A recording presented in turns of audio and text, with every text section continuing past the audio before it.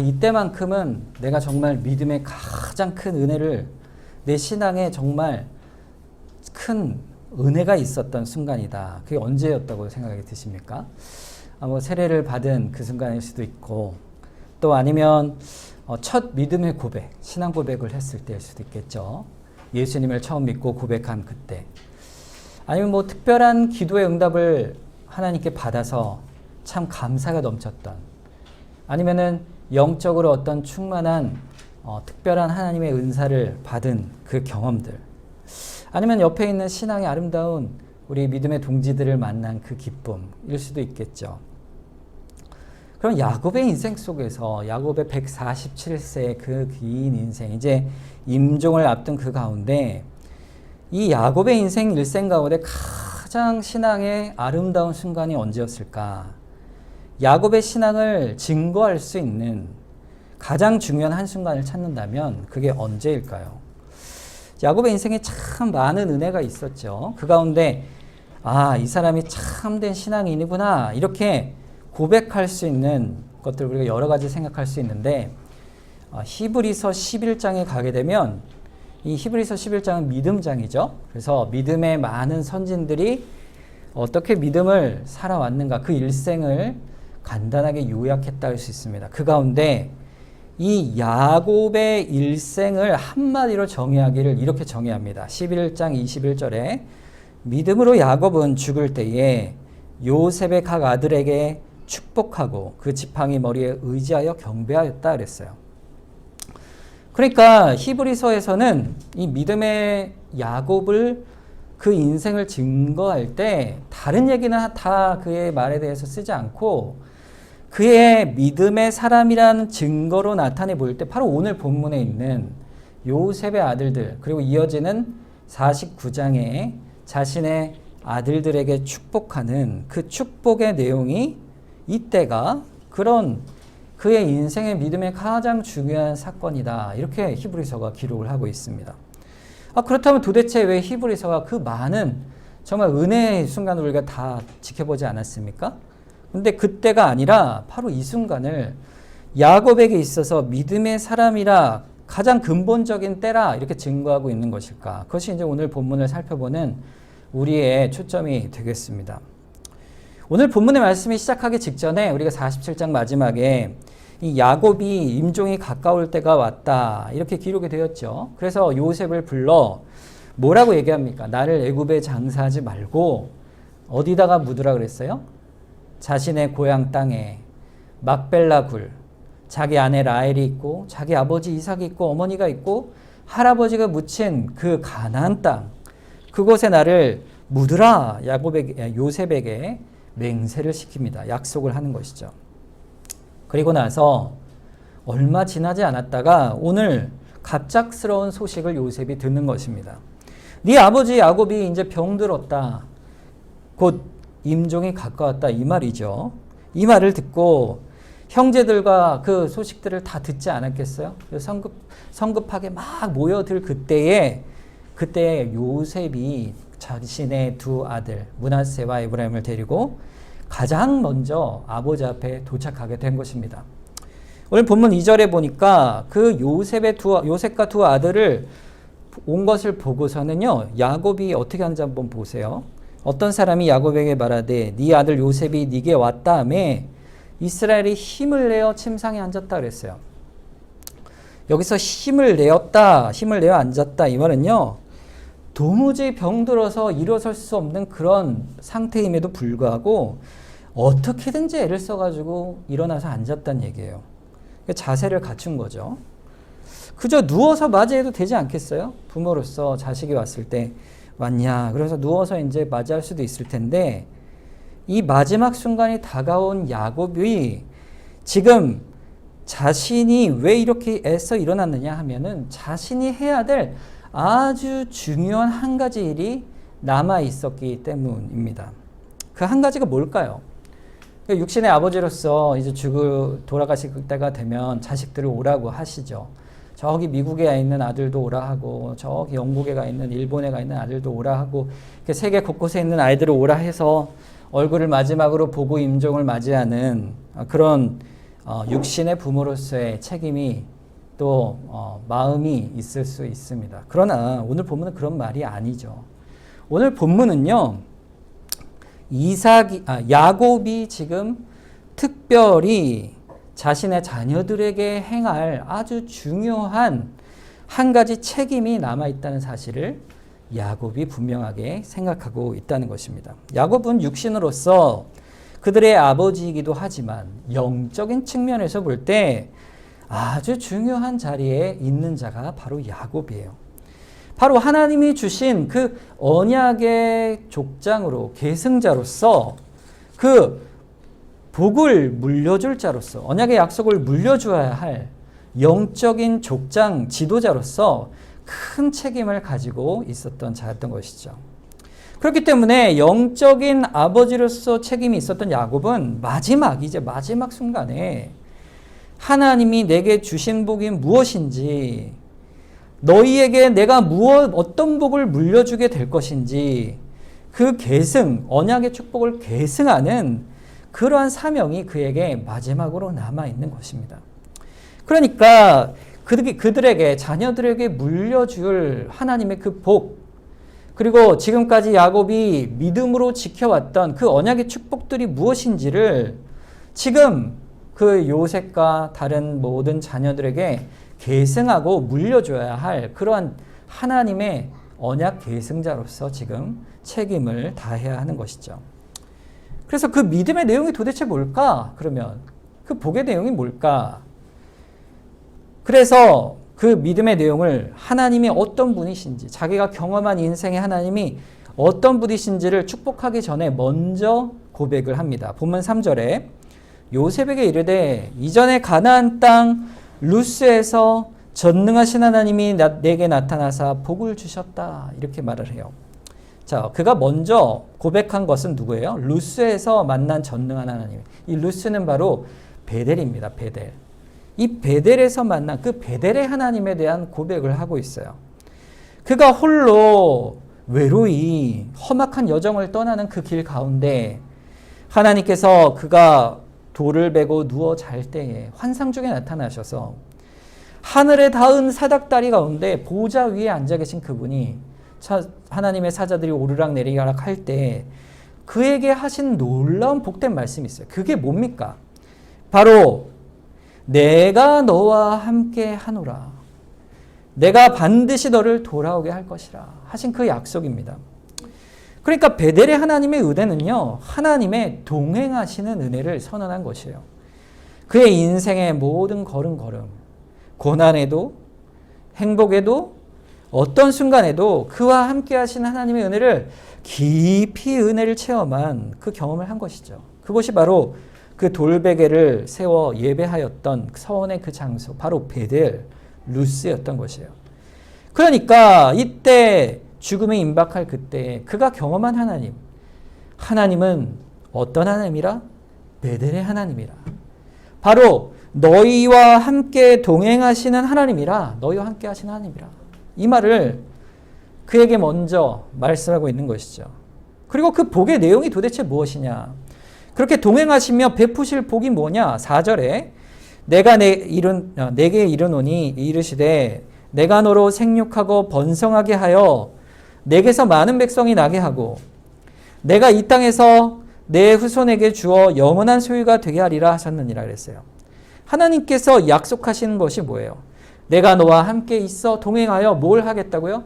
너로 번성케 하고 큰 민족을 이루게 할 것이며, 그리고 너희로 약속의 땅에 이르게 할 것인데, 그 땅이 어떤 땅이에요?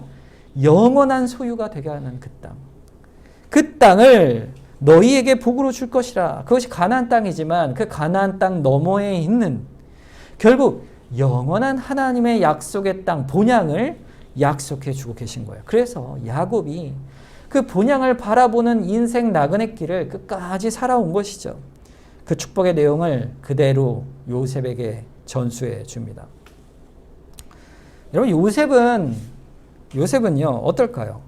사실 이 12아들에게 축복할 일이 내용이죠. 근데 먼저 요셉이 아버지에게 달려온 거예요. 달려온 거죠. 자, 요셉의 마음이 어땠을 것 같으세요? 요셉이 얼마나 그 아버지의 언약의 축복을 받고 싶었겠습니까? 요셉은 사실 11번째 아들인데 사실은 야곱의 아들 중에 장자와 같은 역할을 한 사람이죠. 왜냐하면 요셉으로 말미암아서 야곱의 모든 집안이 생존하게 되고 또 집안에서의 장자의 역할을 한 것이 바로 이 요셉인 것이죠. 그러니까 요셉이 지금 장자의 역할을 하면서 자기의 두 아들을 데려올 때 아주 그 마음속에 바라던 것이 있는 것이에요. 이 므낫세, 에브라임 두 아들이 우리 요셉, 내가 장자의 일을 하며 이 장자의 축복이 임하기를, 야곱을 통해 임하기를 구하였던 것이죠. 마치 야곱이 어릴 때, 젊었을 때 그랬던 것처럼, 이전에 그랬던 것처럼, 그 므낫세와 에브라임도 그 복을 이어가기를 원했던 것입니다. 근데 이때 요셉의 마음은요, 그 마음속에 한편으로는 걱정이 있었어요. 왜 그랬을까요? 요셉이 두 아들을 굳이 데려온 것은요, 지금 이 순간이 어떤 순간인지 요셉이 분명히 아는 거예요.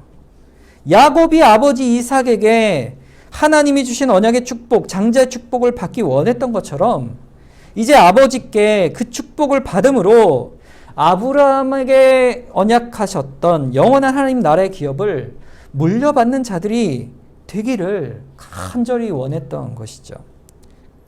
과연 이 아이들이 아버지의 축복을 받아 언약 백성이 될 수 있을까? 너무 중요한 순간이었던 거예요. 자, 여러분, 그런데 이 에브라임과 므낫세는 사실은요, 혈통적으로 볼 때 이방 애굽 여인과의 사이에서 태어나 순수하지 않은 이스라엘 백성인 것이죠. 다른 형제들과 비춰보면요, 이 반절밖에 아브라함과 이삭과 야곱의 혈통을 따르는 그런 사람인 것이에요. 그러니까 어머니는 애굽 여인인데 게다가 애굽의 제사장의 딸이니까, 우상을 섬기는 제사장의 딸이니까 이 므낫세와 에브라임을 볼 때에 과연 아버지가, 요셉이 볼 때 과연 아버지가 이 마지막 때에 이 자식들에게 언약의 복을 선언하실 것인가? 이것은요, 사실 요셉에게 너무나 중요한 순간이었던 것이죠. 자, 그런데 야곱이 뭐라고 대답합니까? 오늘 5절에 보세요. 내가 애굽으로 와서 내게 이르기 전에 애굽에서 내게 낳은 두 아들 에브라임과 므낫세는 내 것이니라. 르우벤과 시므온처럼 내 것이 될 것이라 그랬어요. 이 말이 떨어지는 순간 요셉의 마음이 어떻겠습니까? 말할 수 없는 기쁨과 위로와 행복을 누리게 됐을 것이에요. 왜냐하면 이 말의 뜻이 뭐냐면 내가 너를 볼 수도 없을 줄 알았는데 하나님이 너를 보게 하시고 너를 애굽에서 두 아들을 낳게 하셨으니 네 아들들은 반절만 우리의 혈통이라 할지라도 그럼에도 불구하고 에브라임과 므낫세는 하나님이 주신 것이라, 바로 내 것이라, 이렇게 말하고 있어요. 이 내 것이란 말은요, 아주 큰 뜻을 가지고 있어요. 내 아들과 같은 위치들에 있을 것이다 그랬으니까 손자인데 아들들 루벤, 시므온, 유다 이런 아들들처럼 똑같이 12지파의 족장의 이름으로 바로 이 손자들 므낫세와 에브라임을 올리겠다, 이렇게 선언하는 놀라운 말씀인 것이에요. 그러니까 요셉의 반열에 오른 거예요. 아버지 반열에 오른 거예요. 자, 그러니까 보세요. 요셉이 낳은 이 두 아들은요, 사실은 무슨 지파입니까? 요셉 지파죠. 요셉 지파. 나중에 이제 요셉 지파라는 이야기들이 나오면 바로 이 므낫세와 에브라임 지파를 얘기하는 거예요. 그러니까 요셉이 두 지파를 가진 거예요. 어떤 지파? 에브라임, 므낫세 지파를 갖게 된 것입니다. 두 몫의 족장으로 요셉이 그 큰 이스라엘 민족의 족장이 되는 거예요. 르우벤 지파, 시므온 지파처럼 지파의 우두머리가 된 것이에요. 삼촌들과 똑같이 하나님의 언약의 족장으로 세워지는 너희 두 아들은 내 것이라 이렇게 선언하심으로 그렇게 선언하신 것이에요. 그런데 여기서 궁금증이 생기죠. 자, 아들이 12명이잖아요. 그럼 12지파인데 아니 요셉의 아들 둘이면 13지파 아닙니까? 그럼 13지파가 어떻게 됩니까? 12지파라고 우리는 알고 있는데 여기서 13지파가 되는 것은요, 레위지파를 하나님께서 특별히 자신의 직접 소유된 지파로 삼으셔서 하나님을 제사하는 제사의 역할을 맡기셨기 때문에 레위 지파는 빼는 것이죠. 그래서 나머지 12지파가 되는 것입니다. 그러므로 에브라임과 므낫세에 대한 말할 수 없는 그 언약의 축복을 선언한 것은 사실 요셉이 무슨 복을 얻은 것이냐면 장자의 축복을 얻은 거예요. 원래 장자는 본래 다른 아들들에 비해서 2배로 복수를 받게 되어 있죠. 그러니까 그와 마찬가지로 요셉의 2 아들이 장자의 그 지파로서 2 몫을 받아 결국에는 하나님의 그 언약의 축복을 누리는 놀라운 복을 누리게 된 것입니다. 육적 혈통으로는 11번째 아들이지만 요셉은 영적인 지위와 유업을 받을 때는 장자로서의 지위를 선언받고 있는 것이에요. 사실 오늘 이 말씀은 우리에게 아주 중요한 말씀을 우리에게 보여주고 있어요. 이 12지파가 형성되는 아주 중요한 이 이스라엘에 형성되는 이 순간에, 이 지파가 형성되는 이 순간에 이미 하나님께서는요, 요셉을 통하여 애굽의 피, 이방의 피가 흐르는 자라도 거룩한 하나님의 백성의 지파를 2개나 세울 수 있도록 허락하신 것이에요, 이미. 이 사실은 하나님의 백성이 되는 조건이 도대체 무엇이냐? 무엇으로 하나님의 백성이 되는 것인가에 대한 근거가 오직 하나님의 뜻에 있을 뿐이라는 사실을 분명히 말씀해 주고 있는 것이에요. 인간들의 어떤 조건도 하나님의 백성됨의 근거가 되지 못한다는 사실입니다. 사실 어떻게 하나님의 백성이 됩니까? 이 사실은요, 이미 족장사를 통해서 하나님께서 누누이 말씀해 주고 계세요. 누가 하나님의 백성이 되고 어떤 사람이 하나님의 은혜를 누리는 자가 될 것인가, 믿음의 사람이 될 것인가, 그것은 인간의 어떤 조건이나 어떤 능력이나 소유나 노력으로 그 어떤 것으로도 하나님의 백성의 조건들 자격이 되지 못합니다. 하나님 그거 계속 말씀하셨어요. 보세요. 아브라함에게 이삭이 후사가 될 때 이미 장자로 이스마엘이 있었잖아요. 하갈을 통해서. 그런데 하나님 뭐라고 하시죠? 약속을 따라 사라의 몸을 통해 난 자라야, 아브라함과 사라의 몸을 통해 난 자라야 하나님의 자녀가 될 것이라는 사실을 분명하게 약속하고 선언해 주십니다. 하나님이 약속이 주어진 그 사람, 하나님이 약속하신 사람에게를 통해서 날 때에야 그래야만 하나님이 택함을 받는 것이다. 이 사실을 먼저 말씀해 주세요. 그러니까 사라의 태가 90세가 다 될 때까지, 다 다쳤을 때까지 하나님이 내버려 두시는 거예요. 그래서 그 약속을 바라보고 지켜라, 이렇게 말씀하시는 거죠. 하나님의 자녀가 된다는 사실을 보여주시기 위해서, 약속으로만 지켜진다는 사실을 보여주시기 위해서 태가 다치고 죽은 자와 같이 될 때까지 하나님께서는 기다리시다가 그때야 비로소 하나님께서 놀라운 이적으로 약속대로 얻어진 아들, 자식, 그가 누구죠? 이삭이죠. 그를 낳게 하심으로 놀라운 하나님의 백성의 표적을 보여주신 거예요. 그러니까 우리에게 하나님의 자녀가 된다는 것은요, 하나님의 약속을 따라 자녀가 되는 것이에요. 여러분, 그냥 내가 되고 싶어 되는 것도 아니요, 내가 믿겠소 해서 믿는 게 아니라 우리가 복음의 약속을 믿도록 부름받아 나오면 그 약속대로 주의 백성이 되는 것을 이 아브라함의 모습을 통해 보여주시는 것이죠. 디모데후서 1장 1절에 보면요, 사도 바울이 자신에 대해서 고백하길 이렇게 고백해요. 하나님의 뜻으로 말미암아 그리스도 예수 안에 있는 생명의 약속대로 그리스도 예수의 사도된 바울은 이렇게 했어요.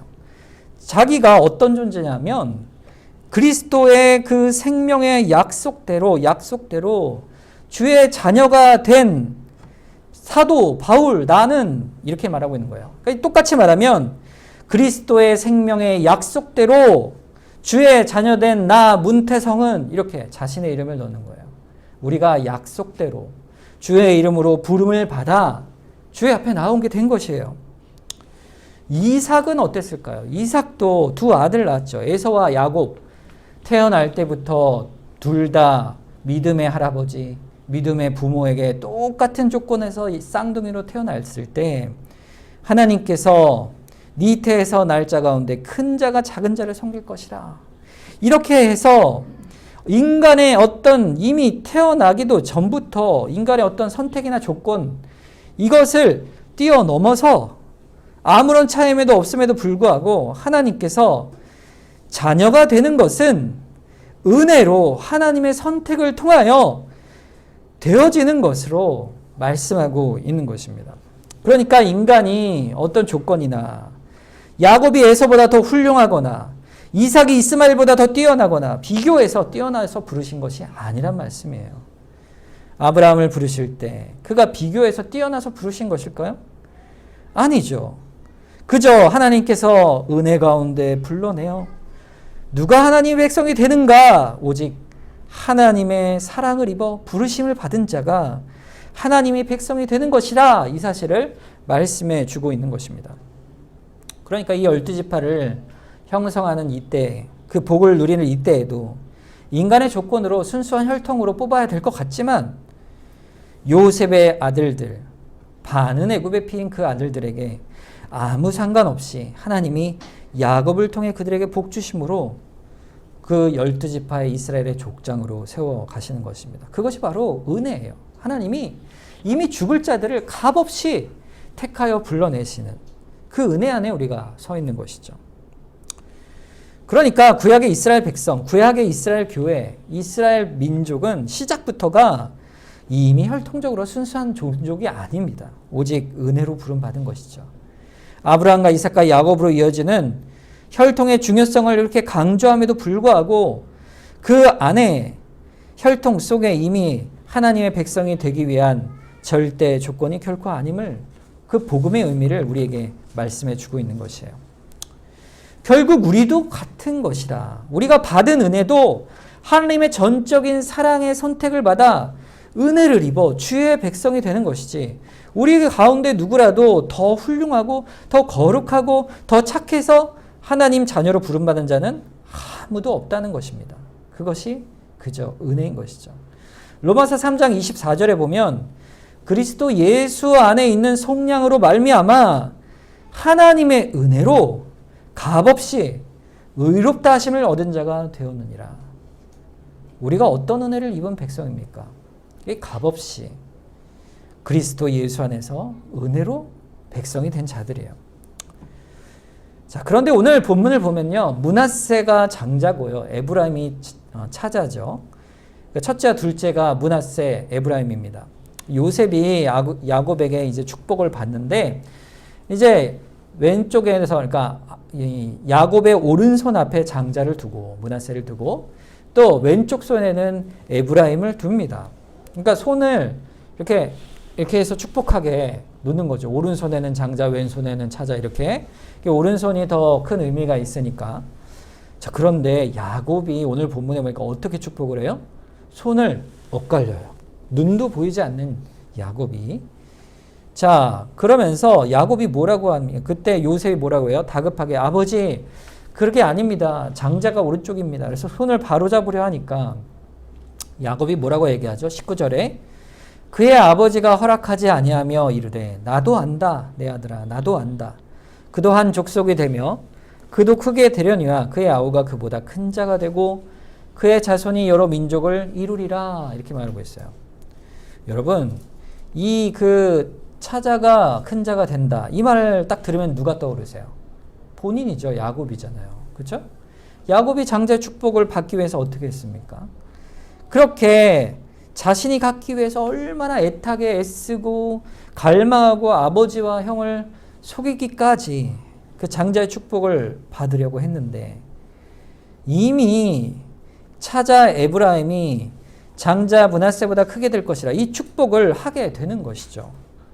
자, 그런데 여러분 이게요 야곱이 아유 나도 내가 둘째니까 복을 받았으니까 너도 둘째 해라 이렇게 한 것일까요? 자기 고집과 생각일까요?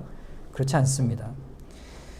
이것은 하나님께서 이 축복을 행할 때 그의 마음속에 이미 하나님께서 행하실 예언적인 것들을 하나님의 관점에서 깨달아 알게 하신 거예요. 그래서 예언적으로 그렇게 축복을 행하게 하신 것이죠. 요셉이 그걸 못 본 겁니다.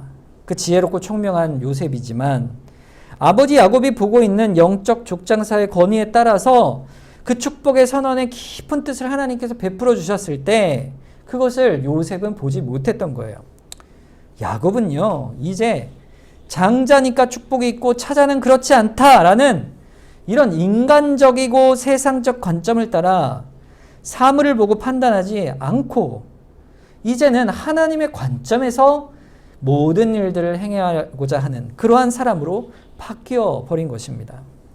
그러니까 이제 그는 하나님이 보시는 바대로, 하나님이 지시하는 바대로 내 판단과 세상의 이치에 어긋나더라도 그것이 주의 뜻이라면 그것이 옳은 줄 알고 그렇게 행해 나가는 영적인 안목, 즉 하나님을 바라보는 안목을 가질 수가 있게 된 것이죠. 그러나 아직 요셉은 거기까지 보지 못한 것이죠. 이것은 아주 중요한 야곱의 신앙생활의 한 측면을 우리에게 보여주는 것이에요. 아까 시작할 때 히브리서 11장 말씀에 오늘 본문의 임종 가운데서 앞두고 자녀들의 축복하는 이것이 야곱의 믿음의 사람임을 증거하는 가장 큰 증거다 이렇게 꼽는다고 했는데 그 질문에 대한 답을 우리가 얻게 되어지는 것이죠. 오늘 본문에서 이 야곱이 보였던 이 축복을 엇갈려 주게 된 이 내용, 그리고 그걸 통해서 자신이 고백하는 신앙의 고백을 살펴보면 왜 히브리서가 신앙인임을 드러내는 중요한 장면으로 꼽았는지를 우리가 이해할 수가 있습니다. 적어도 히브리서는요, 장자권을 사모하여 에서의 어리석음을 이용하고 아버지를 속여서라도 하나님의 기업을 사모했던 그 열심, 그것을 믿음의 사람의 증거로 뽑지 않습니다. 그리고요, 믿음의 열심이 그게 장자의 그 믿음의 모양일까? 아니다. 이렇게 말씀하는 거죠. 또 베델의 사건, 하나님께서 야곱을 찾아오셔서 그 길에서 그에게 보여주신 놀라운 하나님의 신비로운 체험과 약속, 그 영광스러운 순간, 그것도 아니라고 하셨어요.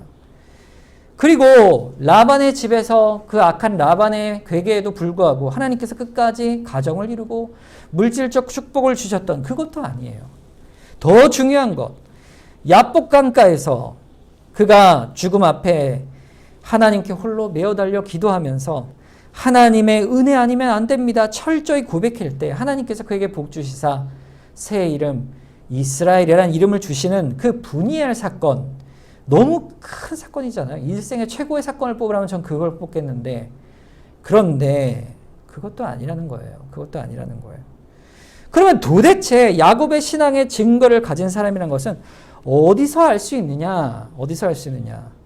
히브리서 11장이 지금 임종의 순간에서 마지막 순간에 야곱의 모습에서 찾고자 하는 그 믿음의 모습이 도대체 무엇이냐? 그거는 바로 오늘 본문의 15절과 16절의 말씀입니다.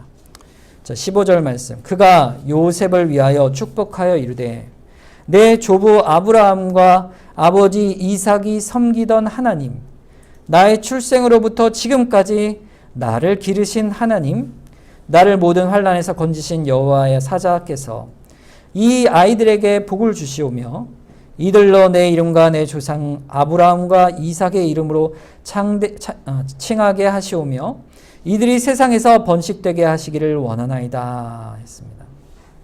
이 고백입니다. 야곱의 이 고백이 그의 인생의 아름다운 믿음을 그대로 보여주는 거예요. 보세요. 15절에 하나님께서 내 평생 동안 출생에서 지금까지 나를 어떻게 하셨다고 말하고 있어요? 나를 기르신 하나님이라. 기르신 하나님이라. 이 고백이 야곱이 하나님의 사람임을 증거해 주는 가장 그의 인생의 아름다운 그 어떤 환상의 경험보다, 그 어떤 능력의 체험보다, 그 어떤 물질과 부의 번성함보다, 그 어떤 것보다 이 고백이 하나님의 사람임을 증거하는 가장 결정적 증거다. 이렇게 말씀하는 것입니다. 내가 태어나는 그 출생부터 죽음에 이르는 이때까지 야곱이 자신의 전생애를 다 임종 가운데 돌아보는 거죠. 태어나면서부터 나를 쌍둥이 가운데 택해 주시고 장자권을 사모하여 그 에서와 아버지를 속여 라반의 집으로 도망하고 우여곡절 끝에 돌아오고 그 속에서 또 말할 수 없는 고통 중에서 디나의 고통도 당하고 요셉을 잃어버린 그 마음의 가슴에 묻었던 오랜 세월들.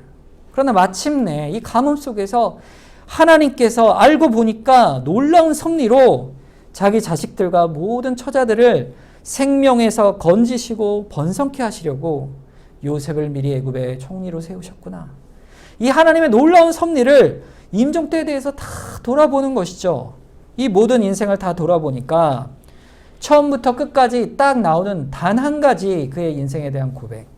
하나님이 나를 기르셨구나. 기르셨구나. 이 고백인 것입니다. 이 기르셨다는 말이 도대체 무슨 뜻일까요? 우리말로는 이제 기르다라는 이제 동사처럼 들리지만 히브리어로도 원어를 보면요. 기르시는 자인 하나님 이런 뜻이에요. 기르시는 자 하나님. 이걸 딱 두 자로 줄이면 뭘까요? 딱 두 자로 줄이면 목자십니다. 목자. 바로 이 성경 전체에서 항상 우리에게 고백하게 하는 그 말. 여호와는 나의 목자십니다. 이 고백이에요. 하나님을 가리킨 첫 번째 표현이 이 목자라고 한 표현이 어디 나와요? 바로 창세기 야곱의 임종의 고백 속에 드러나는 거예요. 그 전생애에 나면서 죽을 때까지 하나님이 나를 기르신 목자이십니다. 시편 23편 1절 우리가 너무 잘 알죠? 여호와는 나의 목자시니 내게 부족함이 없으리로다. 이 다윗의 일생의 신앙 고백이 이미 야곱의 입에서 터져 나온 것이에요. 인생의 마지막 순간에 그러니까 이 장면이 야곱이 믿음의 사람임을 그 인생 가운데 가장 확실하게 드러내는 증거라 히브리서가 선언하는 것이 여기에 그 이유가 있는 것입니다. 내가 이 땅을 살아갈 때 그 어떤 것보다도 가장 큰 축복이 무엇이냐? 내 평생 동안 하나님이 나를 어떻게 다루어 오셨는가? 날 다루어 오시면서 내게 받고자 하시는 하나님께서 받고자 하시는 그 고백이 무엇일까? 하나님이 나에게 받길 원하시는 영광의 찬송이 무엇인가? 그것이 한마디로 정의하면 하나님은 나의 목자이십니다. 내가 태어나서 천국에 이를 때까지 하나님께서 나를 본향으로 인도하시는 그 때까지 이 땅을 살아가는 내 걸음걸음이 오직 하나님의 목자 되심 때문입니다. 우리가 교회 안에서 말씀을 듣고 성도 간의 교제를 하고 우리가 하나님의 사랑 안에서 거할 수 있는 것은요. 딱 한 가지 이유예요. 이 양 우리 안에 목자 되신 분이 계시기 때문에. 그분이 누굽니까? 바로 하나님이십니다. 고백하는 거예요. 여러분 하나님이 나의 목자시다는 고백은요. 반대로 내가 누구란 말이죠? 내가 양이다 이런 고백이죠. 내가 양과 같다 이 고백을 하는 거예요. 이 야곱이. 여러분 목자와 양의 관계를 아시죠? 양은요 사실 목자라는 사람이 없으면 생존할 수 없는 존재예요. 이 참 양이요 미련하고 참 우둔합니다. 그래서 양은요 자기를 목자가 인도하는데도요 목자가 때문에 자기가 사는 줄을 잘 몰라요. 양은요. 여러분 개는 어떻습니까? 강아지 어때요? 강아지 키우시는 가정들도 계신데 이 강아지는요 주인이 잘 돌봐주면 이 강아지만큼 주인을 알아보는 존재가 없는 것 같아요. 밥 주는 사람 좋아하죠. 그죠? 그리고 집안의 서열까지 다 이렇게 눈치를 알고 누구한테 잘하면 되는 거예요. 걔는 영리합니다. 딱 보면 주인에게 꼬리 치고 또 아닌 사람은 짖고 이러잖아요. 그런데 양은요 전혀 모릅니다. 전혀 몰라요. 양은 저 목자가 나를 돌봐주는 사람이구나. 저분이 나를 살려주는 목자구나. 그거를 모르는 거예요. 아니면 저자가 나에게 거짓된 목자구나. 그것도 잘 구별을 못하는 거예요. 그래서 다른 사람이 이리 와 부르면 거기를 쫄쫄쫄쫄 쫓아가고 또 목자의 눈길을 피해서 자기 가고 싶은 대로 가는 것이 바로 양입니다. 그러니 양이라는 것은요 오직 목자의 눈길과 손길과 보호 아래서만 살 수 있는 존재인 것이 바로 양인 것이에요. 그리고 그 목자가 자기를 얼마나 사랑하는지 몰라요, 양은요. 그 의미를 모르는 게 양의 성질입니다. 그게 하나님의 백성의 성질이요. 바로 나의 성질이요. 평생 동안 은혜를 모르고 사는 게 하나님의 백성, 그 양이라. 지금 야곱이 이 고백을 하는 거예요. 내가 양입니다. 내가 양입니다. 야곱이 다윗처럼 평생 양을 키웠잖아요. 둘 다 목자의 인생을 살았잖아요. 그렇죠? 그러니 자신이 목자됨이 어떤 것인지를 너무 잘 아는 거예요. 양이 어떤 존재인지는 너무 잘 아는 거예요. 지금 야곱이 그걸 평생 동안 바라보면서 내가 양이로구나. 하나님의 은혜가 이토록 깊구나. 얼마나 나를 오래 참으시고 나를 붙드시고 위기 가운데 건져주시고 사랑해주시고 이끌어 오셨는가. 그런 인생이구나. 이제 내가 알겠구나. 그 고백이 바로 나를 기르신 하나님이시라. 이 고백 안에 있는 것이에요. 예수 믿는 사람 누가, 하나님의 은혜를 아는 사람 그 누가 임종 때에 내가 하나님 은혜 앞에 항상 감사하고 순종하며 잘 보답하며 살았습니다. 이렇게 고백할 수 있을까요? 하나님의 그 무한한 은혜 앞에 내가 얼마나 부족한지 오히려 하나님 은혜에 감사를 돌리지 못하고 찬송하지 못하고 불순종했던 내가 그런 자였습니다. 이렇게 고백하는 것이죠. 하나님 앞에 회개의 눈물을 흘리며 하나님 앞에 엎드려 내가 양입니다. 내가 양입니다. 그러니 하나님 앞에 야곱이 지난 평생을 돌아보면서 고백하는 거예요. 그러니 여호와는 나의 목자시니 내가 사실 부족함이 아무것도 없었습니다. 고백하게 되는 것이죠. 여러분 목자가 어떤 분인가요? 누가복음 15장에 보면요. 잃어버린 양을 찾는 목자의 비유가 있어요. 이 우리의 99마리의 양이 있고 한 마리 잃어버린 거예요. 그래서 나 찾으러 막 달려나갑니다. 그래서 마침내 찾아서 어깨에 들쳐매고 와서 뭘 할까요? 누가복음 15장 5절 6절을 보니까 또 찾아낸 즉 즐거워 어깨에 메고 집에 와서 그 벗과 이웃을 불러 모으고 말하되 나와 함께 즐기자 나의 잃은 양을 찾아내었노라. 잔치를 벌이는 거죠. 마을 사람을 다 불러서 잔치를 벌여요. 목자가 그 기쁨이 얼마나 컸으면, 그 잃어버린 양을 찾은 기쁨이 얼마나 컸으면 잔치를 벌이겠어요. 여러분 생각해 보세요. 양 한 마리 값하고 잔치 벌이는 값하고 뭐가 더 들겠습니까? 잔치 비용이 더 들죠. 그러니까 이 말이 뭡니까? 그 어떤 값보다도 그 기쁨이, 극상의 기쁨이 주께 있다 이거예요. 목자의 기쁨이에요. 잃어버린 양을 찾는 기쁨. 양은 어떨까요? 여러분 반대로. 길을 잃었어요. 여러분이 막 골짜기를 헤매고 있어요. 이제 곧 늑대에게 잡혀먹을지 모르는 그 위기 속에서 목자가 마침 탁 나타나서 어이구 여기 있구나 이놈아. 그러면서 반겨주시면서 막 달려오는데 양이 그걸 보고서 아 목자가 왔네 음메 그래서 막 달려서 안길까요? 아닙니다. 양은요 그걸 몰라요. 멀뚱 있는 거예요. 멀뚱. 목자가 왔는데 생명길인 줄 왔는지도 모르고 목자만 기뻐하는 거예요. 목자만. 그를 들쳐 안고 그리고 기뻐하시는 거예요. 자기가 목자에게 들쳐 업혀도 양은 아무 생각이 없이 자기가 방금 어떤 위기에서 죽음에서 건져졌는지 모르는 게 양이라 이렇게 말하는 거예요. 지금 야곱은요 일평생 자기의 삶을 돌아보면서 내가 하나님이 기르시는 양처럼 살았구나 그렇게 고백하는 거예요. 이사야서 53장 6절 우리는 다 양 같아서 그릇 행하여 각기 제 길로 갔거늘 여호와께서는 우리의 모든 죄를 그에게 담당시키셨도다. 내가 양 같아서 그릇 행해서 내 소견대로 내 판단대로 내 인생을 살아왔으나 전부 돌아보니까 하나님이 그때도 나와 함께 계셨고 그때도 나를 붙들어 주셨고 내 인생에 지금까지 이렇게 인도해 오셨구나. 이것이 구원받은 백성 목자 되신 주님의 은혜의 손길을 그 기가 막힌 하나님의 은혜의 손길을 깨닫고 지금까지 내가 오게 된 것이로구나. 그때 깨달음과 감사와 영광을 돌리는 것이 바로 이 야곱의 임종의 순간인 것입니다. 여러분 사실 야곱이요 하나님께 예배를 안 드렸습니까? 매번 예배를 드렸죠. 하나님의 이름을 불렀고 하나님 앞에 엎드려 기도를 열심히 했고 제사 드리며 야곱이 그렇게 신앙생활 열심히 해오지 않았겠어요?